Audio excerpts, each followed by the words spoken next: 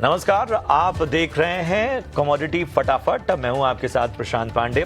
दिन भर की पूरी हलचल आखिर कमोडिटी बाजार में क्या रही, गोल्ड और सिल्वर में क्या हुआ, मेटल्स में किस तरह की रणनीति रखी जाए, इसके अलावा क्रूड और एग्री कमोडिटीज पर भी हम आपको दिग्गजों के जरिए बेहतरीन राय देंगे और हमारे साथ दिग्गज एक्सपर्ट भी जुड़ेंगे।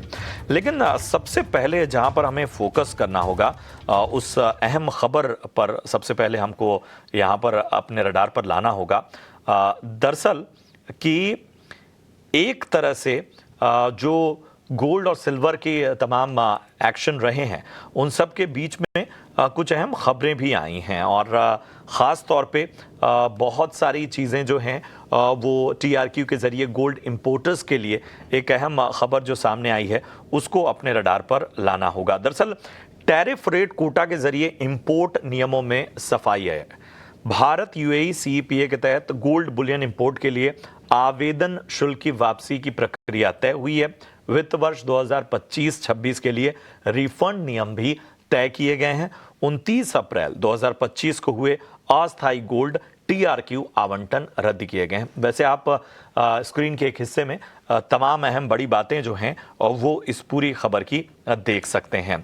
इस बीच इस खबर पर ज़्यादा बातचीत के लिए मैं परिचय करा दूं। हमारे साथ जुड़ रहे हैं पंकज अरोड़ा साहब, प्रेसिडेंट AIJJF, सेक्रेटरी कैट से। और thank you so much Pankaj ji अपना कीमती समय देने के लिए और हमारे साथ फोन लाइन पर बने हुए हैं। सबसे बड़ा सवाल यही है कि भारत यूएई सीईपीए के तहत गोल्ड बुलियन आयात के लिए खास तौर पे टीआरक्यू आवंटन रद्द क्यों किया गया, इसके पीछे की वजह क्या है? नमस्कार जी। देखिए, पिछले कई सालों से लगातार टीआरक्यू कोटा अप्लाई लोग करते चले आ रहे थे। इस वर्ष भी बहुत सारे ज्वेलर्स ने लगातार अप्लाई किया था और उसमें से काफी लोगों के 1 लाख रुपए जो फीस थी डीजीएफटी की, वो फीस पे करने के बाद भी बहुत से लोग थे जिनको निराशा हाथ लगी, उनको कोटा नहीं मिला। इसमें डिपार्टमेंट की कुछ गड़बड़ियां थी। उन्होंने जब अप्लाई किया तो उससे पहले कुछ और रूल्स थे और जब उन्होंने कैंसिल कर दिया, मतलब कोटे में अप्लाई में उनको नहीं दिया, तो उन्होंने कुछ और चीज बता दी। उसकी वजह से हमारे देश के बहुत सारे ज्वेलर्स थे जिनका 1 लाख रुपए और तो सीए की फीस थी, वो उनका नुकसान हुआ और ये सब चीजें पेंडिंग में चली गई। तो जब ये हुआ था तभी आपके चैनल के माध्यम से भी हम लोगों ने बात उठाई थी।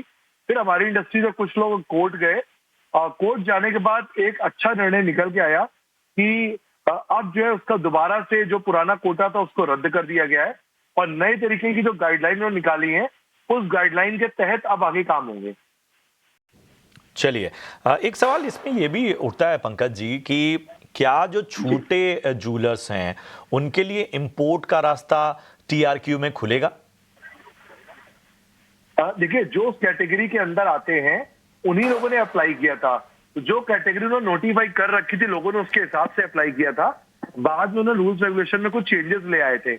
तो आप जब ये कैंसिल करके रुपए रिफंड कर रहे हैं 1 लाख रुपए, तो जो ज्वेलर्स अब दोबारा अप्लाई करेंगे आगे, वो अपने सिस्टम को, नोटिफिकेशन को देखते हुए आगे काम करेंगे। अगर वो उसके अंदर आते हैं तो उसको अप्लाई करेंगे और उनको जरूर मिलेगा। चलिए, पंकज जी एक अनुमान बता सकते हैं कि कितने आवेदक जो हैं वो इस निर्णय से प्रभावित हो सकते हैं? मुझे जहां तक मैंने नोटिफिकेशन को पढ़ा, 2960 लोग थे जिनको शायद नहीं मिला था।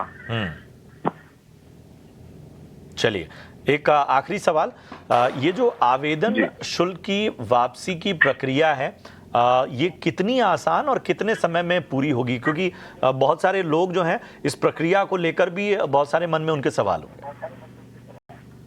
नहीं, देखिए, इसके लिए तो हमने जिस भी ज्वेलर्स ने अपने जिस सीए के थ्रू अप्लाई किया था उसी सीए के थ्रू अप्लाई करेंगे रिफंड के लिए। और प्रक्रिया जो नोटिफिकेशन आया उसके अंदर प्रक्रिया पूरी दी हुई है और मुझे नहीं लगता उसमें कोई दिक्कत आएगी। सीए के माध्यम से करें, उनका रुपया उनको वापस मिल जाएगा। चलिए, thank you so much Pankaj ji अपना कीमती समय देने के लिए और इस अहम डेवलपमेंट पर तमाम राय बहुत ही स्पष्ट तरीके से रखने के लिए। चलिए, एक बार फिर से अपने शो की ओर बढ़ते हैं और ज़रा सबसे पहले रडार पर ले आते हैं गोल्ड और सिल्वर को। जी हाँ, और आज तो सिल्वर की ही चर्चा होनी चाहिए वैसे, लेकिन गोल्ड और सिल्वर दोनों के भाव पे बात करेंगे। सोने की अगर हम बात करें, गोल्ड की, तो यहाँ पर जो रहा वो गिरावट का मोमेंटम कहीं ना कहीं देखने को मिला। और गोल्ड में देखिए जो एक सेटलमेंट हुआ वो 1,20,676 के आसपास इस वक्त नजर आ रहा है। लेकिन आउट परफॉर्मेंस जो जारी रही वो थी सिल्वर में। जी हाँ, आप देखिए किस तरह की जबरदस्त तेजी नजर आई। और अभी अगर हम देखें तो 1,46,940 का भाव चल रहा है और 860 के करीब यहाँ पर तेजी हमें देखने को मिल रही है। और 59% जो है, आधा परसेंट से ज़्यादा की जो है वो हमें चांदी में तेज़ी देखने को मिल रही है। वहीं कॉमेक्स की बात करें तो यहाँ पर $47 के पास इस वक्त साफ तौर पर चांदी नजर आ रही है। तो हमारे साथ दिग्गज एक्सपर्ट भी जुड़े हैं और मैं परिचय करा दूं। हमारे साथ अजय केरिया साहब हैं, केरिया कमोडिटीज से। हमारे साथ पैराडाइम कमोडिटी से बीरेन वकील साहब भी चर्चा में शामिल हो रहे हैं। और हमारे साथ अनुज गुप्ता साहब भी इस चर्चा में शामिल हो रहे हैं, जाने माने मार्केट एक्सपर्ट। आप सभी का बहुत बहुत स्वागत है। तो सबसे पहले अजय जी, मैं आपके पास ही आना चाहूँगा। जैसा मैंने कहा कि मतलब गोल्ड तो चलो एक दायरे में और कहीं ना कहीं एक प्रेशर भी फील किया, लेकिन सिल्वर में एक आउट परफॉर्मेंस जारी है। और सबसे ज़्यादा जो कंसर्न थे वो सिल्वर को लेकर ही थे, लेकिन रिबाउंड जो है वो सिल्वर में ज़्यादा बेहतर नजर आया है। यहाँ से क्या रणनीति रखी जाए? जी, आप सबको दीपावली तो निकल गई, बट दीपावली का दिन इस बार ऐसा रहा कि धनतेरस पे हमने देखा कि 2 लाख की चांदी बिकती हुई दिखाई दी। प्रीमियम 25 से 30 हजार का लेवल दिखा दिया था। और ये दिखाता है कि मार्केट में जो चांदी का चाव है वो कितना है, क्योंकि ग्लोबल मार्केट में भी शॉर्टेजेस है और डोमेस्टिक मार्केट पे भी एकाएक जो डिमांड बढ़ी है। और रिसेंटली अभी वर्ल्ड गोल्ड काउंसिल की जो रिपोर्ट आई है वहां पे भी हम देख रहे हैं कि ज्वेलरी की डिमांड में ड्रॉप है, लेकिन वहीं ईटीएफ की डिमांड में अगर बात करें तो ये दर्शाता है कि लोगों का रुझान अब सोने से भी ज्यादा चांदी की तरफ ज्यादा बढ़ रहा है। मुझे लगता है यस, हायर साइड से 18% की गिरावट के बाद प्राइजेस काफी हद तक रिकवर करते हुए दिखाई दे रही। बट आज और कल ये 2 दिन इंपॉर्टेंट है, बिकॉज आप ये देखिए कि 1980 में हमने $50 देखा और फिर करेक्ट कर गया था जनवरी में, फिर 2011 में देखा फिर करेक्ट कर गया था।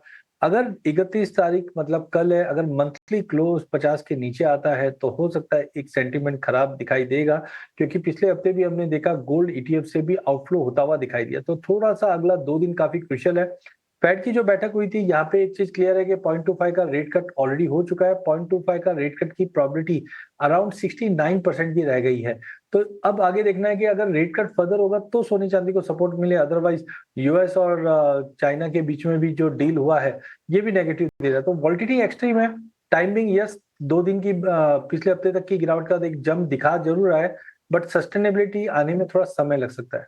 प्रशांत, तो एक जो ठहराव है, जो एक सस्टेनेबिलिटी का मोमेंटम है, उसे आने में समय लग सकता है। और उसकी बड़ी वजह यही है कि ग्लोबली बहुत से जो घटनाक्रम है और वो हर गुजरते दिन के साथ बदल रहे हैं। और उसमें एक थोड़ा सा पॉजिटिव भी होता है, दूसरा कहीं ना कहीं एक प्रेशर बिल्डअप करता है।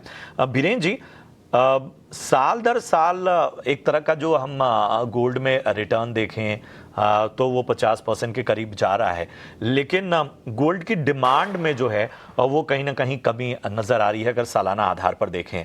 ये सारे फैक्टर्स तो हैं ही, उसके अलावा हमें भी पता है कि दुनिया किस तरह से बदल रही है। और जाहिर सी बात है कि जब हम एक सेफ हेवन के तौर पर देखते हैं गोल्ड को, तो एक अपने आप इन सारी चीज़ों का इम्पैक्ट भी बहुत ही कहीं ना कहीं कैलकुलेट करना ही पड़ता है। फिर भी आपको लगता है कि मतलब ये करेक्शन लाजमी था, मतलब एक एक्सपेक्टेड करेक्शन था, कहीं ना कहीं एक मौका भी था लोगों को एंट्री करने के लिए जो मिल नहीं रहा था? मार्केट में काफी ग्रोथ था जैसे आपने कहा, स्पेशली चाइना का डिमांड काफी तेज रहा। इंडिया में भी फेस्टिवल डिमांड था। एक हिसाब से थोड़ी मेनिया कंडीशन बनी हुई थी। बट ब्रॉडर पिक्चर की अगर बात करें तो इसमें एक कॉम्प्लेक्स आर्बिट्रेज डेवलप हुआ है, जिसमें लोग अमेरिकन स्टॉक मार्केट की तेजी खोना नहीं चाहते। एट द सेम टाइम उनको जो डॉलर का डाउनसाइड रिस्क है उसको भी हेज करना है। तो इक्विटी यूएस में लॉन्ग रहो और साथ ही साथ सोने में भी लॉन्ग रहो, इस तरह का आर्बिट्रेज डेवलप हुआ है, जिसको डिबेसमेंट ट्रेड भी बोल रहे हैं। तो मुझे ऐसा लग रहा है कि फिलहाल ये करेक्शन कंसोलिडेशन थोड़ा आगे जाएगा, बट 3770 3820 एक टेंटेटिव फ्लोर बन जाएगा गोल्ड के लिए। वहाँ वापस कुछ ईटीएफ या इंस्टीट्यूशनल डिमांड वापस लौट सकती है। अनुज जी, आपकी क्या राय बन रही है गोल्ड और सिल्वर पे, और लगे हाथ अपनी कॉल्स भी अगर आप दे पाएं? देखिए, गोल्ड सिल्वर दिवाली के बाद हमने एक बड़ी गिरावट आते हुए देखी है। जिस तरीके से ट्रेड डील पर प्रोग्रेस देखने को मिल रही है, उससे कुछ सेफ हेवन डिमांड यहाँ पे कम होती हुई दिखाई दी है। इनफैक्ट कल हमने देखा फेडरल रिजर्व ने 0.25 इंटरेस्ट रेट कट किए हैं, और आगे भी लग रहा है कि एक बार वो कट कर सकते हैं। फिलहाल जो अभी सेंटीमेंट चल रहा है थोड़ा सा प्रॉफिट बुकिंग का है, क्योंकि जो सेफ हेवन डिमांड है वो यहाँ पर कम होती हुई दिखाई दी। तो दोनों में ही मुझे लगता है कि अभी और गिरावट यहाँ देखने को मिल सकती है। हालांकि अगर आप देखेंगे तो गोल्ड का भाव इंटरनेशनली स्पॉट में $4 के नीचे ट्रेड कर रहा है, और सिल्वर का भाव $50 के नीचे है। तो मुझे लगता है कि अभी और जो सेंटीमेंट है, थोड़ी बहुत प्रॉफिट बुकिंग आपको देखने को मिल सकती है, और दोनों के अंदर ही मुझे लगता है कि बिकवाली के साथ इंट्राडे में ट्रेड ले सकते हैं। चलिए, तो ये है राय अनुज जी की तरफ से आती हुई। अजय जी, आप बताइए गोल्ड और सिल्वर पर आपकी कॉल्स क्या क्या हैं? देखिए भैया, मुझे लगता है कि सोने चांदी में वैसे ओवरऑल मुझे लगता है जो बड़ी रैली थी वो अभी पॉज हो गई है, थोड़ा बहुत करेक्शन मोड में रहेगा। लेकिन जिस ढंग से मॉर्निंग से रिकवरी दी है, तो शाम के सेशन में थोड़ी रिकवरी कंटिन्यू रहेगी, जहाँ पे गोल्ड मुझे लगता है 1,19,500 के करीब मिले लेके चलिए। 1,18,500 का स्टॉप लॉस लगाइए। अपसाइड है बट लिमिटेड है, जो 1,21,500 तक का लेवल रहेगा। वहीं चांदी थोड़ी चंचल है, मोमेंटम भी स्ट्रांग है। 1,45,500 पे लेके चलेंगे, 1,44,500 का स्टॉप लॉस लगाएंगे, 148 तक का एक शॉर्ट टर्म जंप रहेगा। ये जो पोजीशन है ये इंट्राडे के लिहाज से इसको कैरी ना करे, ओवरऑल एक रिट्रेसमेंट में ही है मार्केट इस वक्त। तो अजय जी की राय में गोल्ड में याद रखिए 1,19,500 के आसपास, यानी किसी डिप में अगर आपको खरीदारी का मौका मिले तो वहां पर खरीदारी कीजिए। स्टॉप लॉस 1,18,500 तक का और लक्ष्य 1,21,500 तक के नजर आते हैं। सिल्वर की भी कॉल आपके लिए दोहरा देते हैं। सिल्वर आपको जो है वो स्टॉप लॉस यहाँ पर 1,44,500 का, और टारगेट जो है 1,48,000 तक के नजर आ सकते हैं अजय जी की राय में। बीरेन जी, आप गोल्ड और सिल्वर पे अपनी राय दीजिए, और अगर कोई कॉल आपको लग रहा है, या मतलब खासतौर पे आपने डॉलर टर्म्स में तो तमाम बातें की, आपको लगता है लॉन्ग रन में कुछ बड़े टारगेट्स नजर आ सकते हैं? फिलहाल अपने हमारे पास डेटा की कोई जो CFTC डेटा आता है कॉमेक्स का, वो अमेरिकन शटडाउन के हिसाब से कोई डेटा नहीं है। तो इसलिए जब तक ये क्लैरिटी नहीं आएगी तब तक मैं कोई इसमें पोजीशन प्रेफर नहीं करूंगा। तो ये है राय बीरेन जी की तरफ से। यहाँ पर हमें एक छोटे से ब्रेक के लिए रुकना होगा। ब्रेक के उस पार जब लौटेंगे तो आपके सवालों को शामिल करेंगे। मेटल्स, क्रूड, एग्री कमोडिटीज, इन सभी पर होगी बात। आप बने रहिए हमारे साथ।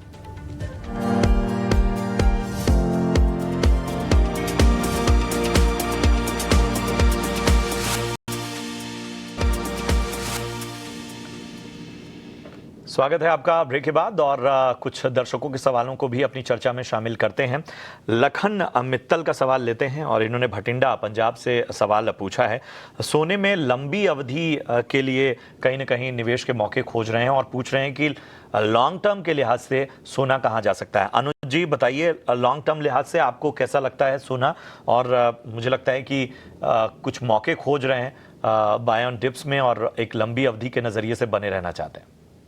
देखिए, बिल्कुल मुझे लगता है कि लंबी अवधि में गोल्ड का भाव आपको अगेन $4,500 जाता हुआ दिखाई देगा। अगर हम 2026 तक के एंड तक की बात करें तो कहीं ना कहीं लगता है कि गोल्ड में अगेन आपको बाउंस बैक देखने को मिलेगा। हालांकि जो कमिंग 2 मंथ्स हैं ये थोड़े से आपको एक अनस्टेबल रहेंगे। एक मार्केट बहुत सेचुरेशन सा रहेगा, एक रेंज में ट्रेड करता हुआ दिखाई देगा, क्योंकि यहाँ पर अगर आप देखेंगे तो एक तो सेफ हेवन डिमांड कमजोर होती हुई दिखाई देगी, प्लस यहाँ पर अगर आप देखेंगे तो जो हेज फंड की बुक्स है ईयर एंडिंग क्लोज होने की वजह से वहां पर आपको प्रॉफिट बुकिंग होता हुआ भी दिखाई देगा। तो काफी रेंज बाउंड मोमेंटम अगले 2 महीनों में रहेगी। मगर अगर आप एक लंबी अवधि की बात कर रहे हैं या 2026 के एंड तक की बात कर रहे हैं, तो मुझे लगता है कि अगेन आपको प्राइसेस $4,500 तक देखने को मिल सकते हैं। समवेयर अराउंड 1,30,000 के आसपास आपको गोल्ड दोबारा आता हुआ दिखाई दे सकता है।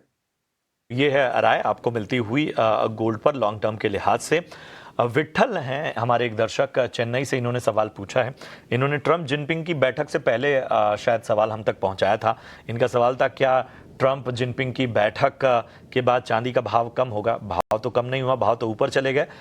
चलिए अब इस सवाल को थोड़ा सा रीफ्रेम कर देते हैं, सवाल बना देते हैं कि क्या ट्रंप और ख़ास तौर पे जिनपिंग के बीच अगर कोई ट्रेड डील जैसी स्थिति बनती है जिसके संकेत मिल रहे हैं, तो क्या सिल्वर का भाव कम हो सकता है? मेरे ख्याल से बाय ऑन डिप्स यहाँ पर रणनीति लेकर चलना चाहते हैं। अजय जी, आपको लगता है कि ट्रेड डील मतलब मार्केट तो वैसे भी अब्जॉर्ब करके ही चलेगा क्योंकि बहुत सारे संकेत इस ओर इशारा कर रहे हैं? देखिए, ये एक तरह का $1 मिलियन सवाल हो चुका है कि डोनाल्ड ट्रंप को प्रेडिक्ट करना बहुत डिफिकल्ट है आज की डेट में, because most of the time हम देख रहे हैं कि मीटिंग हो जाती है, बट मीटिंग के बाद क्या आउटकम आता है वो इम्पोर्टेंट। अभी जैसे लास्ट मीटिंग में है कि अप्रैल में विजिट भी है, तो आई थिंक डाउटफुल है। लेकिन हाँ, एक चीज आप समझिए, कभी भी जब हम निवेश के पॉइंट ऑफ व्यू से देखते हैं तो चांदी डबल हो गई है, तो यहाँ से अगर आप लेते भी हो तो कहीं ना कहीं रिटर्न्स जो अगर हम बात करें वो ज्यादा बनता हुआ दिखाई नहीं दे रहा। हालांकि देखो, शॉर्टेज वाली कमोडिटी है, तो अगर 2 साल का व्यू कोई लेता है तो मैं भी $75 का टारगेट लेके चल रहा हूँ। लेकिन अब जो रैली हमने अक्टूबर तक आते हुए देखी है, मुझे लगता है 3-4 फैक्टर से जो आपको ध्यान देना चाहिए। पहला, यस, टैरिफ को लेकर, क्योंकि यूएस इंडिया, यूएस चाइना अगर ये मान जाते हैं, ये आगे बढ़ जाते हैं, तो यूएस और रशिया यूक्रेन के बीच में जो ये त्रिकोण बना हुआ है, ये भी शॉर्ट आउट होता हुआ दिखा है। तो एक बार मुझे लगता है $40 तक का लेवल चांदी में करेक्ट करना चाहिए। हाँ, लॉन्ग टर्म में मैं अभी भी बुलिश हूँ, क्योंकि गोल्ड सिल्वर रेशियो इस वक्त 84-85 के करीब पहुंच जाएगा। ओवरऑल रेशियो 72 पे आता है, तो चांदी आउट परफॉर्मेंस में। लेकिन टाइमिंग, एक टाइम करेक्शन या $40 तक का एक बार लेवल मिलना चाहिए, वो एक एंट्री के लिए अच्छा मौका रहेगा। तो लेवल्स का विशेष रूप से ध्यान रखना होगा और वहां से जो है ना, एक नए सिरे से चीज़ों को रिव्यू करने की आवश्यकता पड़ेगी। अगला सवाल जो है दीपक प्रजापत का है और सिल्वर खरीदना चाहते हैं 1 किलो की क्वांटिटी में। पूछ रहे हैं कि अभी खरीदूं या रुकना बेहतर होगा। तो बीरेन जी, आप बताइए, वेट एंड वॉच की रणनीति अभी फिलहाल सिल्वर में? इसमें सबसे बड़ा वाइल्ड कार्ड है वो अमेरिका से सेक्शन 232, जिसमें सिल्वर को क्रिटिकल मेटल गिनना है या नहीं गिनना है, एक्सक्लूड रखना है, वो है। मैं फिलहाल ऐसा मानता हूँ कि फंडामेंटली स्पीकिंग या technically speaking 130-132 could be better rate for a little bit bargain side. ये लेवल से अभी भी डाउन साइड रिस्क ज्यादा है कंपेयर टू अपसाइड। चलिए, तो ये है राय आपके सवाल पर मिलती हुई और एक एक्सपर्ट ओपिनियन तमाम हमारे दिग्गज एक्सपर्ट आपको देते हुए।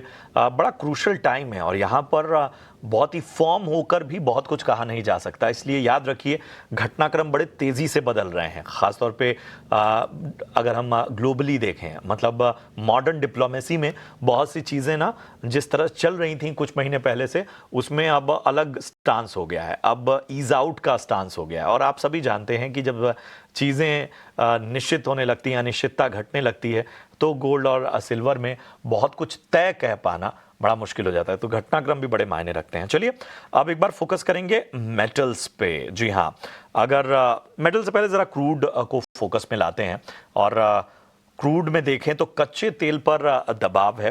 $65 के नीचे जो है वो ब्रेंट क्रूड की कीमत है। WTI क्रूड $100 के करीब है और यहाँ पर एक कहीं ना कहीं प्रेशर हमें देखने को मिल रहा है। तो इन सभी पर भी बहुत ज़रूरी है कि रणनीति हम जानें। और सबसे पहले अनुज जी, मैं आपके पास ही आऊँगा। बताइए, क्रूड में क्या रणनीति रखी जाए और अपनी कॉल्स भी लगे हाथ बता दीजिएगा। देखिए, क्रूड की जो मार्केट है अभी ओवर सप्लाइड है। वहीं अगर आप देखेंगे तो ओपेक प्लस मेंबर्स भी प्रोडक्शन इंक्रीज कर रहे हैं और कहीं ना कहीं हम देख रहे हैं कि जब भी क्रूड के प्राइस WTI $65 के आसपास आते हैं, ब्रेंट $70 के आसपास आता है, तो बिकवाली देखने को मिलती है। डिमांड, ग्लोबल डिमांड यहाँ पे कम है। मुझे लगता है कि अभी जो सेंटीमेंट है क्रूड में वो फिलहाल मंदी के ही है और यहाँ पर आपको सेल ऑन राइज की स्ट्रेटेजी देखने को मिलेगी। तो फिलहाल इंट्राडे के लिए मुझे लगता है कि क्रूड में 5380 के आसपास बिकवाली का ट्रेड लेना चाहिए। 5460 का स्टॉप लॉस लगाएं, टारगेट 5280 तक देखे जा सकते हैं। तो क्रूड मुझे लगता है कि अभी पॉजिटिव टेरिटरी में नहीं आया है, जो भी उछाल मिलता है वहां बिकवाली का ट्रेड बना सकते हैं। तो कहीं ना कहीं आपको रणनीति जो है उस हिसाब से बनानी है और लेवल्स का विशेष रूप से ध्यान रखना है। अजय जी, आप बताइए, क्रूड पर आपकी कॉल्स। देखिए, कच्चे तेल में मुझे लगता है एक दायरे का सौदा ट्रेड कर रहा है, कोई ऐसा मेजर कंसर्न्स नहीं दिखाई दे रहा है। क्योंकि एक तरफ हम देख रहे हैं रशिया यूक्रेन के इंफ्रास्ट्रक्चर को लेकर, सैंक्शंस को लेकर कंसर्न्स है जो प्राइसेस को गिरने नहीं देते। ओपेक की जो बैठक है वहां से आउटकम आएगा कि इस बार दिसंबर में भी हम आउटपुट बढ़ाएंगे, तो प्राइसेस मुझे लगता है 5270-80 के नीचे भी नहीं जाएगा, 5440-50 के ऊपर भी नहीं जाएगा। एक दायरे में ट्रेड करता हुआ दिखेगा। तो आज इंट्राडे के लिहाज से 5300 पे लीजिए, 5220 का स्टॉप लॉस लगाइए, 5420 पे निकल जाइए। ऐसे समय में ऑप्शन ज्यादा बेहतरीन विकल्प रहता है। तो ऑप्शन में 5300 का कॉल लीजिए, 160 में 100 का स्टॉप लॉस लगाइए, 260 का टारगेट रहेगा। ये है राय आपको क्रूड पर अजय जी की तरफ से मिलती हुई। मेरे पास समय कम है तो बीरेन जी फटाफट से कॉपर और कॉटन पर अपनी राय दे दीजिए। कॉपर पर बाइंग ऑन डिस करूंगा, 1010 के आसपास बाय कर सकते हैं। 1022 का लक्ष्य रहेगा, 1000 का स्टॉप लॉस रहेगा। कॉटन केक यहाँ काफी इंप्रेसिव है वेदर डिमांड स्टोरी के हिसाब से, तो यहाँ 2950 पे बाय कर सकते हैं। 3000 का लक्ष्य रहेगा, 2890 का स्टॉप लॉस रहेगा। चलिए समय सीमा ख़त्म हो रही है, इसलिए हम इस शो को आगे नहीं ले जा पा रहे हैं, लेकिन बहुत बहुत शुक्रिया करेंगे अनुज जी, बीरेन जी और अजय जी, आप सभी का इस चर्चा में जुड़ने के लिए और अपनी एक्सपर्ट ओपिनियन देने के लिए। आगे भी इस तरह की चर्चाओं में हम आपका समय लेते रहेंगे। चलिए इस शो में तो फिलहाल इतना ही, लेकिन बात